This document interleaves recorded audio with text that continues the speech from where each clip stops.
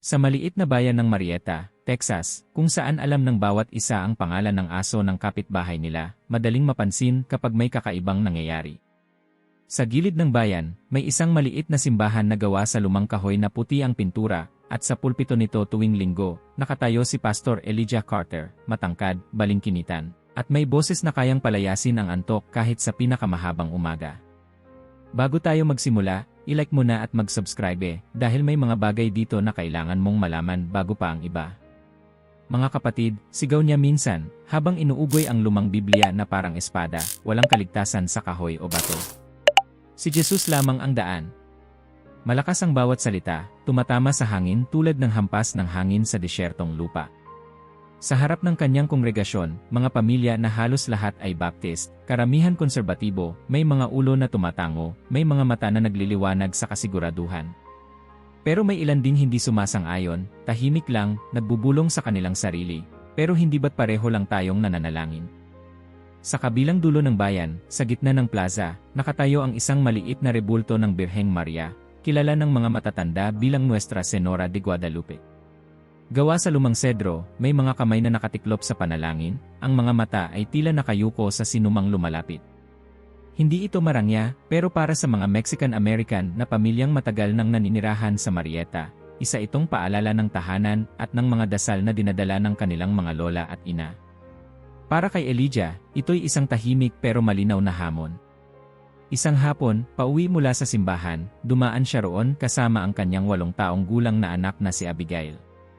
Hawak niya ang maliit na kamay ng bata nang mapansin nitong may batang babae na nagsindi ng kandila sa paanan ng rebulto.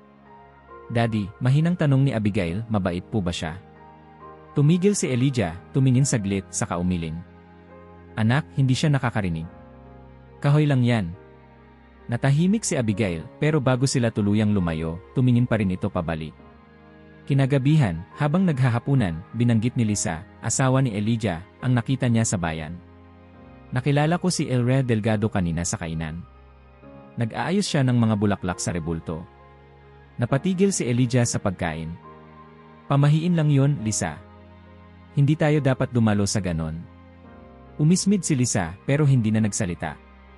Matagal nang sanay si Lisa sa pagiging matigas ng loob ng asawa niya pagdating sa relihiyon. Paglipas ng mga linggo, napansin ng ilan na mas tumitindi ang tono ng mga sermon ni Elijah. Hindi na lang tungkol sa kabutihan at biyaya, kundi tungkol sa espiritual na digmaan. Lalo siyang nagagalit sa tuwing may makikitang may nag-aalay ng bulaklak o nagdarasal sa rebulto. Sa tuwing dadaan siya roon, may kung anong kumakapit sa dibdib niya, isang init na hindi niya kayang pangalanan. Isang gabi, habang nag-aayos si Lisa ng mga plato, napansin niyang tahimik lang si Elijah, nakatingin sa labas ng bintana. "May iniisip ka ba?" tanong niya. "Hindi ba't linggo bukas?" Tumingin si Elijah sa kanya. "Pero hindi sermon ang kailangan ko bukas." "Anong ibig mong sabihin?" "Kailangan kong gawin ang isang bagay." Hindi na siya nagbigay ng detalye, pero sa tono ng kanyang boses, may halong kaba at paninindigan na hindi na kailangan pang tanungin.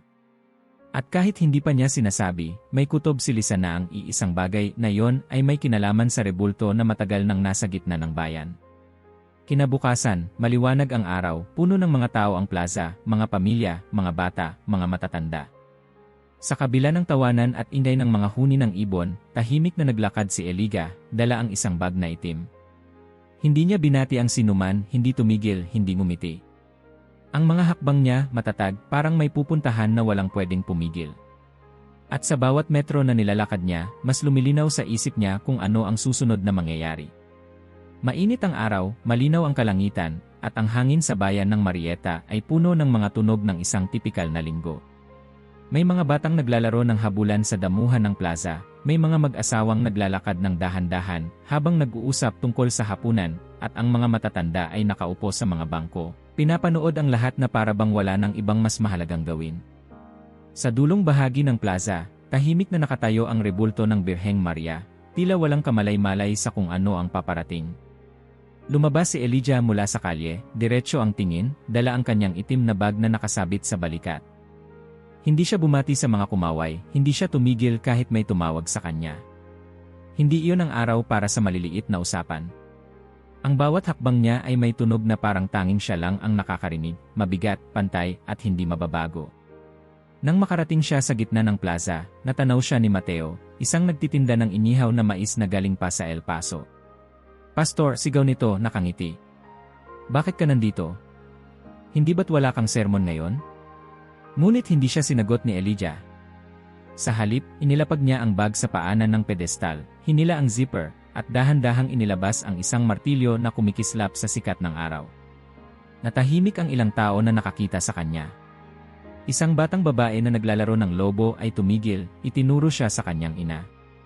May kumunot ang noo, may lumapit ng bahagya, ngunit walang nagsalita. Ang tanging ingay ay ang malalim na paghinga ni Elijah at ang malayong tawanan ng mga bata. Itinaas niya ang martilyo, at sa isang iglap, bumagsak ito sa kahoy na balabal ng rebulto. Crack! Ang tunog ay umalingaw sa buong plaza na parang putok ng baril. Nabitawan ng isang lalaki ang tasa ng kape niya, nabasag sa semento.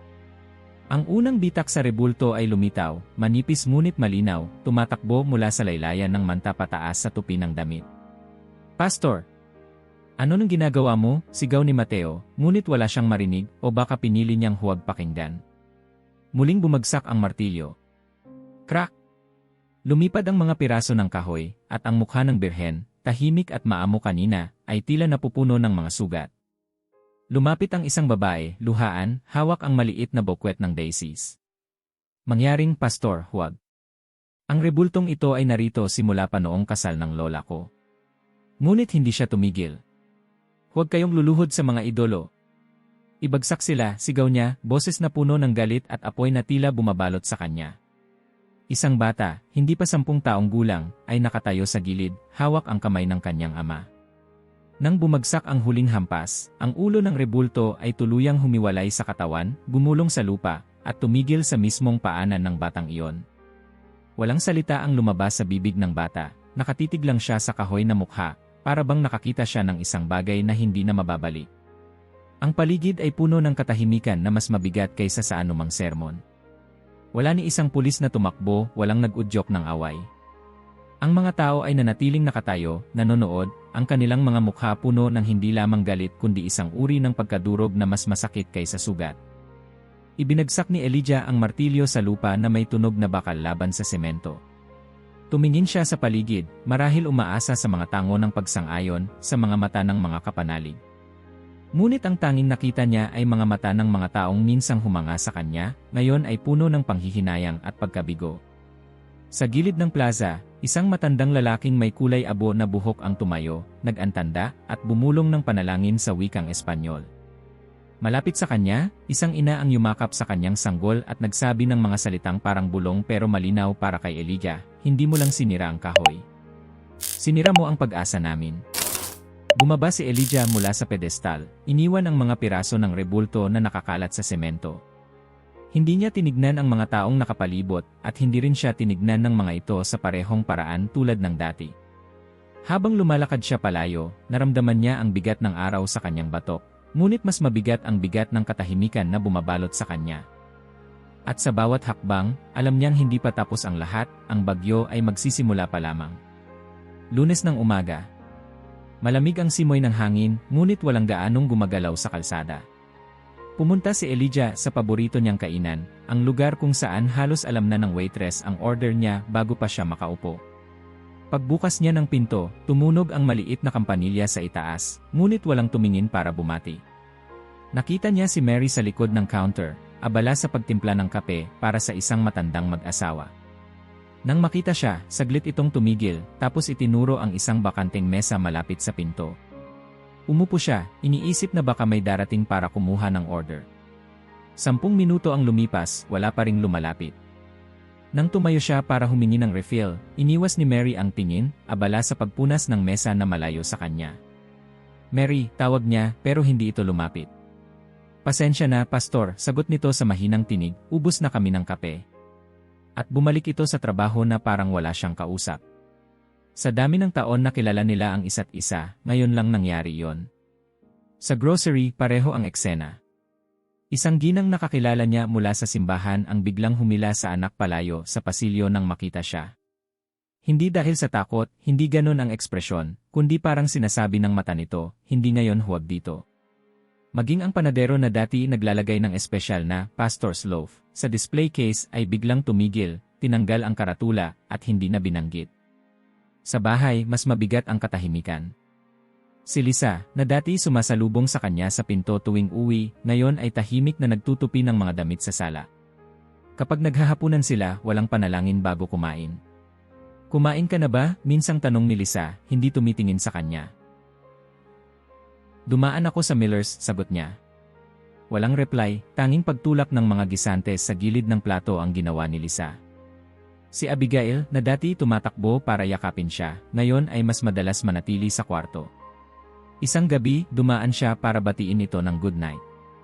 Nakita niyang may drawing ang bata na nakadikit sa dingding, isang babae sa asul na damit, nakapalibot sa kanya ang mga dilaw na bituin.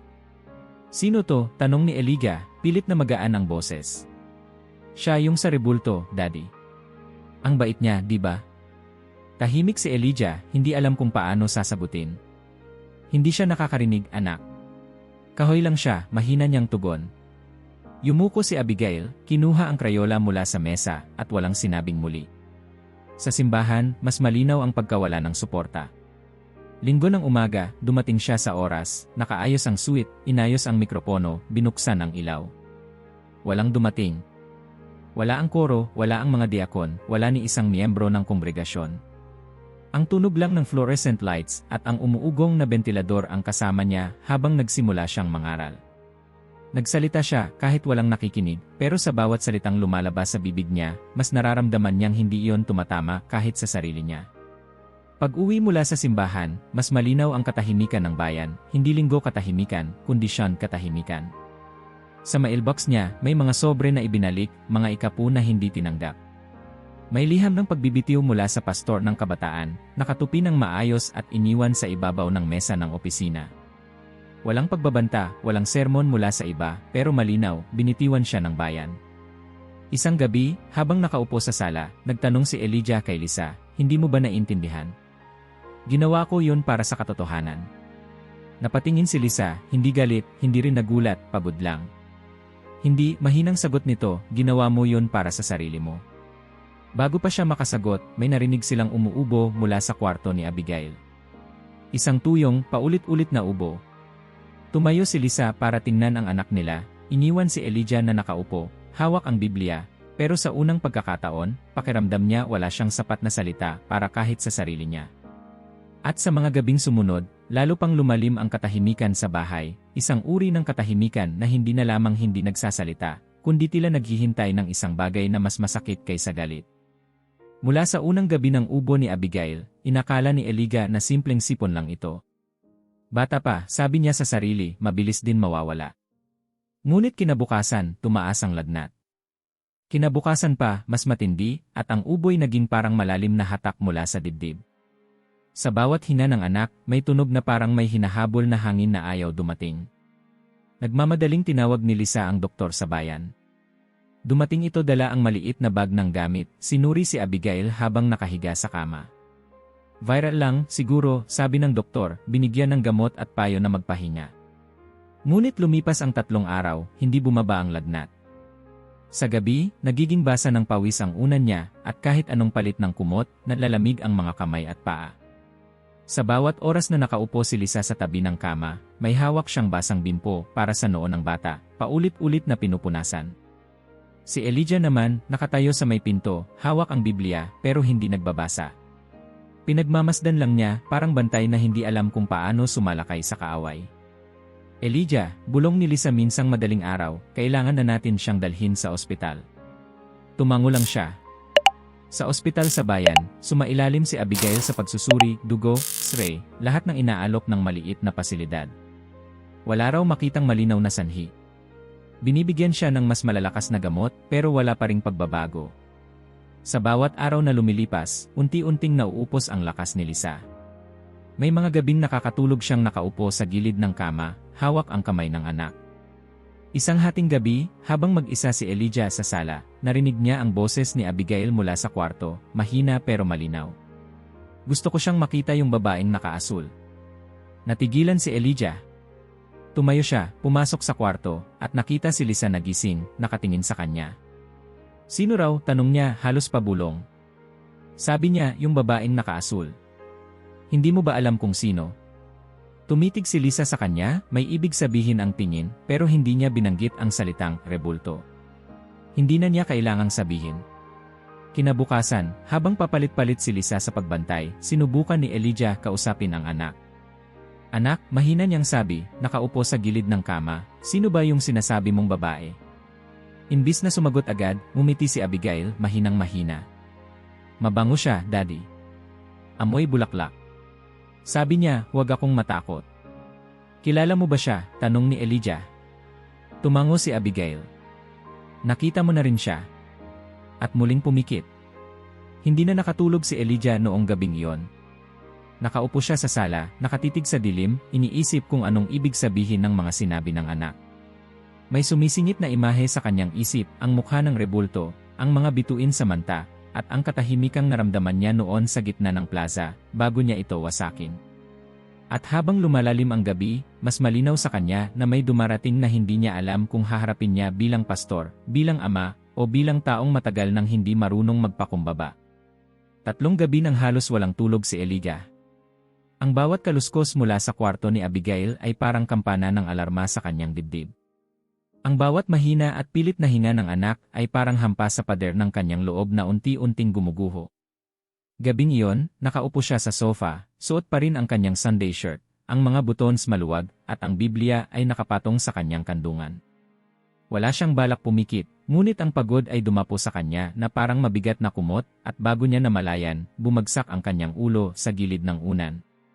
Pagmulat ng kanyang mga mata, wala na siya sa sala. Nakatayo siya sa isang malawak na kapatagan na kulay abo, ang lupay bitak-bitak na parang lumang palayok.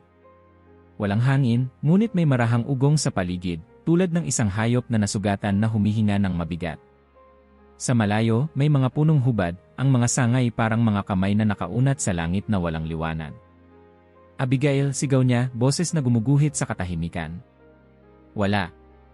Tanging etyo lang ang bumalik, guwang, malamig. Naglakad siya, unay mabagal, tapos ay mas mabilis habang sumisikip ang dibdib niya sa kaba. Natapilok siya sa isang ugat na parang lumitaw mula sa lupa, at nang bumangon, doon niya nakita, isang liwanag sa kabila ng manipis na ambon. Unti-unti itong lumilinaw hanggang sa makita niya ang isang babae. Hindi siya matangkad, hindi rin nakasisilaw, ngunit may kung anong pamilyar sa kanyang presensya. Nakasuot siya ng mahabang damit na kulay rosas na mapusyaw, at sa kanyang balikat ay isang manta na asul, tinahi ng maliliit na bituin na kumikislap na parang humihinga sa hangin ng taglamig. Ang kanyang mga paa ay nakalapat sa lupa, at tila ang bawat pulgada ng paligid ay lumalambot sa kanyang pagtayo roon. Hindi nakapagsalita agad si Elijah. Ang kanyang lalamunan ay tuyo, ngunit nang sa wakas ay bumuka ang bibig niya, ang lumabas ay isang desperadong pag-amin. Hindi ko sinasadyang masaktan. Sinusubukan ko lang ipagtanggol ang katotohanan.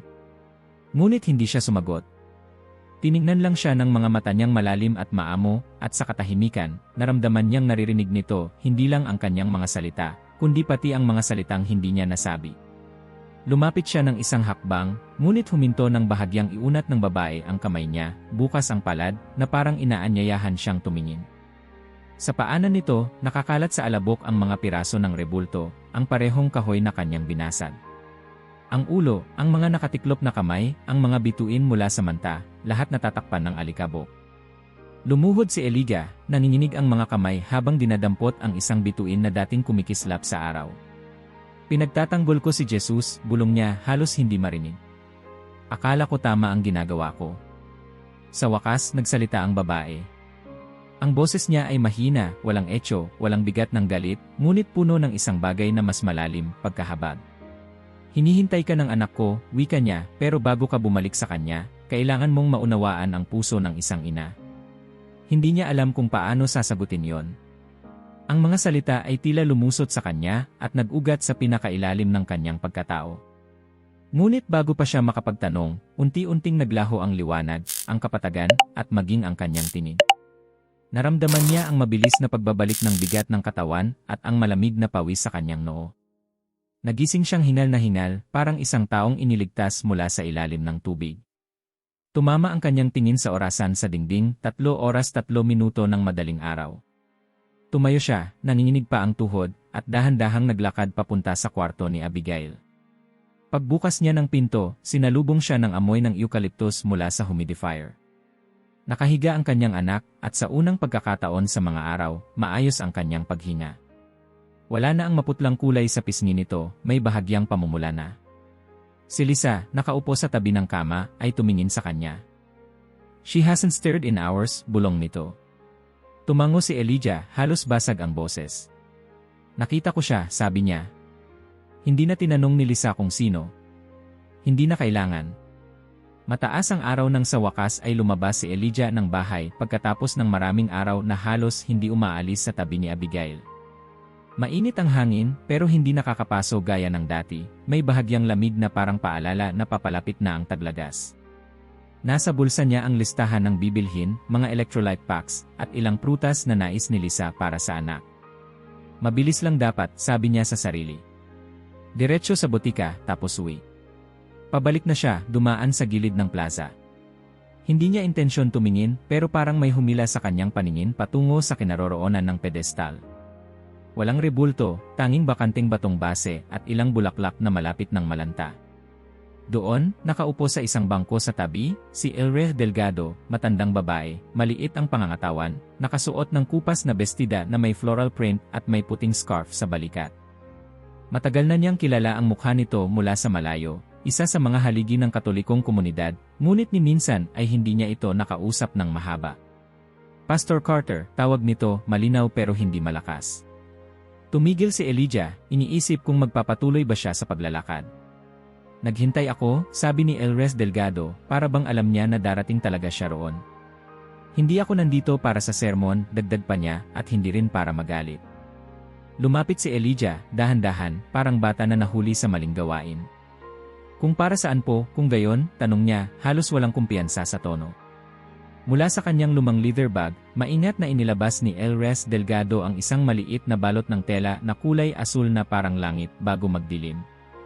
Iniabot niya ito gamit ang dalawang kamay, marahan, may paggalang. Para sa'yo, sabi niya. Nag-alinlangan si Elijah bago ito tanggapin. Ano ito? Tanong niya. Buksan mo. Dahan-dahan niyang inalis ang tali at ibinuka ang tela. Sa loob, isang rosaryo na may mapuputing butil na makinis sa pagpindot, may kahoy na krusipiho at maliit na medalyon na may larawan ng Nuestra Senora de Guadalupe. Pareho ang mukha at ang manta sa rebultong kanyang winasak, pareho, ngunit may kakaibang init sa pagkakahawak niya rito, para bang hindi lang ito gawa sa metal at kahoy. Hindi ko po matatanggap ito, mahina niyang sabi. Ngumiti si Elres Delgado, ngunit hindi iyon ngiti ng pagtutol, ngiti iyon ng isang taong nakakaintindi. Mayroon ka na, sagot niya. Kanina pa siya naghihintay sa iyo, Pastor. Tumingin si Elijah sa rosaryo, kita ang kislap ng araw sa pagitan ng mga butil. Nakita mo ang ginawa ko, mahinang sabi niya. Tugon ni Elre Delgado. Nakita namin lahat. Pero mas marami siyang nakita. Parang may gustong bumigat sa dibdib ni Elijah. Hindi sermon ang tinanggap niya mula sa matanda, kundi isang bigat na may halong ginhawa. Hindi ko alam kung kaya kong magdasal gamit ito, pag-amin niya. Hindi mo kailangang magsalita ng perpektong salita, sagot ni Elres Delgado. Hawakan mo lang. Ito ay tungkol sa pagtitiwala, hindi sa pagiging tama. Ilang sandali silang nanahimik. Tumayo si Elres Delgado, marahang pinatong ang kamay sa braso ni Elijah, at saka umalis, iniwan siya roon, hawak ang rosaryo at nakabalot pa rin sa telang asul. Matagal siyang nakatayo, nakatingin sa pedestal na walang laman. Sa huli, lumapit siya. Walang nakatingin, walang nakapaligid, at walang inaasahang gagawin siya. Dahan-dahan siyang lumuhod, inilagay ang kamay sa malamig na bato, at sa kauna-unahang pagkakataon mula nang nangyari ang lahat, hindi siya nagsalita para ipagtanggol ang sarili. Hindi rin siya humingi ng tawad ng malakas. Basta pinikit niya ang kanyang mga mata at hinayaang maramdaman ang bigat ng katahimikan at ang kakaibang ginhawa na kasama nito. Isang maagang umaga, habang pinapainit ni Elijah ang kape sa kusina, may kumatok sa pinto. Pagbukas niya, bumungad si Sister Teresa, maliit na madre mula sa kumbento sa kabilang bayan. Nakaitim ang kanyang abito, at ang beloy maayos na nakalapat sa kanyang buhok na tila hindi nagulo kahit sa mahabang biyahe. Sa kanyang mga kamay, may hawak siyang kahon na natakpan ng puting lino. Pastor Carter, mahina ngunit malinaw ang kanyang tinig, dumating ako para ibalik ang isang bagay. Inanyayahan niya itong pumasok, ngunit umiling si Sister Teresa. Hindi ito para sa loob ng bahay, sabi niya. Dapat dito sa liwanag. Lumabas sila sa beranda. Maingat niyang ibinaba ang kahon sa mesa, sa kamarahang inalis ang takip. Sa loob, ang mga pira-pirasong kahoy, mga bahagi ng rebulto. Ang mukha, bagaman may malalim na bitak, ay nanatiling mailambing sa kurba ng pisngi. Ang ilang bituin mula sa manta ay may mapurol na kintab, tila ayaw sumuko sa paglipas ng panahon. Iningatan namin ang lahat ng maari, paliwanag ni Sister Teresa. Hindi namin alam kung bakit noong una. Siguro ngayon alam na namin. Tinitigan ni Elijah ang mga piraso. Hindi ito basta kahoy sa kanyang paningin ngayon, bawat isa ay parang bahagi ng isang kwento, ng isang sugat. Hindi ko kaya, mahina niyang sabi, halos pabulong. Hindi mo kailangang mag-isa, sagot ng madre, at bago siya makapagtanong pa, tumalikod na ito at naglakad palayo. Kinabukasan, nagsimulang dumating ang mga tao sa lumang community center. Unay isang retiradong karpintero na si Miguel, bitbit ang kanyang kahon ng mga gamit. Sumunod, isang pintor na si Luane, may dalang maliit na hanay ng brush. Pagkatapos ay ilang estudyante mula sa high school, may mga kamera at maliit na notebook para dokumentuhan ang proseso. May mga Katoliko, may mga Baptist, may ilan na ni minsan ay hindi pumasok sa simbahan, pero lahat ay dumating na walang tanong, walang sermon, dala lang ang oras at kamay na handang tumulong. Hindi nanguna si Elijah. Hindi siya nagdikta kung paano dapat gawin, kung anong kulay, kung anong teknik. Tahimik siyang umupo sa mesa, pinupunasan ang alikabok mula sa mga piraso, maingat na inilalagay ang mga ito sa tabi ng mga nawawala. Sa bawat paghawak niya sa isang fragment, may dumadaloy na alaala, mga mukha ng mga taong nakaluhod sa paanan nito noon, mga bulaklak na nakapatong sa batong base, at ang tingin ni Abigail noong tanungin niya kung mabait ba ang babaeng iyon. Isang hapon, habang binubuo niya ang laylayan ng manta, tinanong siya ng isang teenager na tumutulong sa pagpipinta, sa tingin mo ba pinatawad ka na niya? Saglit na huminto si Elijah, itinabi ang hawak na piraso, at tumingin sa binata. Sa palagay ko, matagal na, mahina niyang sagot. Ako lang ang hindi marunong tumanggap. May mga bahagi ng rebulto na hindi na talaga mababawi. Nawawala ang isang kamay. Ang ilang bahagi ng manta ay bulok na dahil sa panahon. Doon pumasok si Ana, isang batang artist mula sa kumbento. Gumamit siya ng lumang larawan at alaala ng mga matatanda para ukitin muli ang mga nawawalang bahagi. Hindi ito magiging perpekto, sabi niya. Hindi dapat perpekto, tugon ni Elijah. Hindi na yon ang kahulugan nito. 3 linggo ang lumipas. Sa bawat araw, unti-unting bumabalik ang anyo ng rebulto, ngunit ngayon ay may bakas ng pinagdaan ng sugat. Hindi tinakpan ng buo ang mga bitak, pininturahan lang ng banayad upang hindi tuluyang mawala, parang pilat na hindi ikinahihiya. Dumating ang araw ng pagbabalik. Linggo ng umaga, maagang nagtipon ang bayan sa plaza. Walang mga banner o mikropono, tanging bulungan lang mula sa mga bibig ng magkakakilala, ibabalik na siya. Sa pedestal, nakatayo ang rebulto, natatakpan ng puting lino. Sa tabi nito, si Elijah, may hawak na rosaryo ni Emres Delgado, nakapulupot sa kanyang kamay. Lumapit si Sister Teresa, iniabot sa kanya ang tali ng tela. Pastor Carter, sabi niya, ang dating nasira ay ngayon itataas, hindi ng pagmamataas, kundi ng pagsisisi. Huminga ng malalim si Elijah, hinila ang tali, at unti-unting bumagsak ang takip. Tumigil ang hangin sa plaza. Doon siya nakatayo, ang Nuestra Senora de Guadalupe, buo, ngunit hindi walang kamalian. May bakas ng bitak sa ilalim ng pintura, bahagyang naiiba ang hugis ng bagong kamay, at ang mga bituin sa mantay hindi eksaktong kapareho ng dati. Ngunit siya'y nandoon, totoo, mas matibay at mas makabuluhan.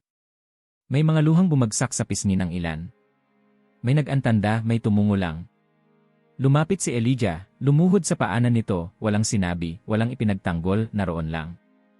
At sa katahimikan na yon, naramdaman ng buong bayan na hindi lamang kahoy ang muling itinayo, kundi isang bagay na mas malalim, ang ugnayan nilang lahat. Lumipas ang mga buwan mula nang bumalik ang rebulto sa plaza, at sa tahimik na ritmo ng buhay sa Marietta, may mga bagay na bahagyang nagbago. Walang malalaking anunsyo, walang mga patakarang binago, ngunit naroon ang pagbabago sa paraan ng pagngiti ng mga tao sa isa't isa, sa kung paano sila tumitigil ng mas matagal bago humatol, at sa kung paano sila nag-aabot ng kapatawaran sa mga sugat na hindi pa ganap na naghihilom.